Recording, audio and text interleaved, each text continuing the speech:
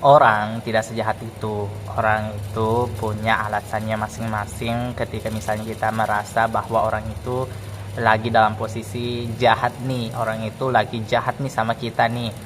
Nah, hal seperti ini kita harus paham bahwa ada hal-hal yang terjadi pada orang lain yang kita tidak tahu.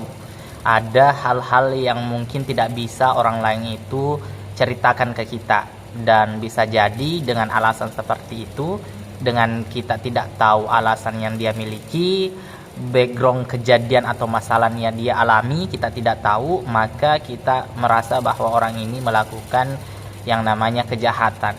Contoh misalnya, ketika kita merasa bahwa orang itu jahat karena tidak menolong kita, kita merasa bahwa orang ini punya kesempatan untuk menolong kita, punya kekuatan untuk menolong kita, tapi kok bisa-bisanya ya pada saat kita minta bantuan kok dia nggak bantu gitu loh. Ada banyak persepsi yang bisa kita lihat supaya kita berpikir positif bahwa orang itu tidak sejahat itu gitu loh. Satu, bisa jadi ketika misalnya kita meminta bantuan, kita meminta bantuan dengan cara yang salah, seperti kita menyinggung atau membuat dia tidak enak. Kita meminta bantuan dengan cara yang tidak sopan. Kita meminta bantuan tapi kok kita yang nyolot. Kita yang minta bantuan tapi kok kita yang gimana ya, rasa-rasanya kita kok seperti bos gitu loh. Bukannya minta bantuan itu adalah sesuatu yang butuh itu adalah kita, bukan dia, tapi kok kita nyuruh-nyuruh seakan-akan kita itu membuat dia itu seperti karyawan. Nah, kemudian selanjutnya, orang tuh punya masalahnya masing-masing. Orang tuh punya lagi berjuang di masalahnya masing-masing.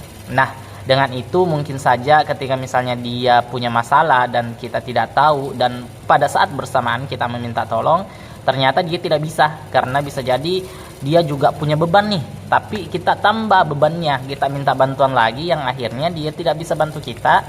Dan pada saat posisi mereka punya masalah mungkin juga mereka tidak mood, sehingga pada saat mau membantu kita juga dia tidak punya tenaganya gitu loh, dia tidak punya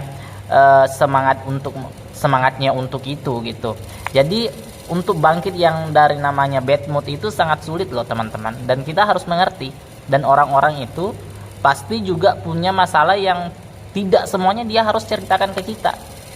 Misalnya kita minta bantuan, bantu dong, tiba-tiba misalnya dia mau bilang nggak bisa ngebantuin lo gitu loh karena gue lagi bad mood. Itu kan tidak bisa hal seperti terjadi gitu loh, tidak mungkin kan kita bilang seperti itu. Nah, selanjutnya kalau misalnya kita menjengkelkan nih, kita orangnya menjengkelkan nih, tiba-tiba minta bantuan dengan cara yang menjengkelkan juga gitu loh, tidak mungkin kan orang yang lo minta bantuin bilang gue nggak bisa bantuin lo tuh menjengkelkan, nggak mungkin.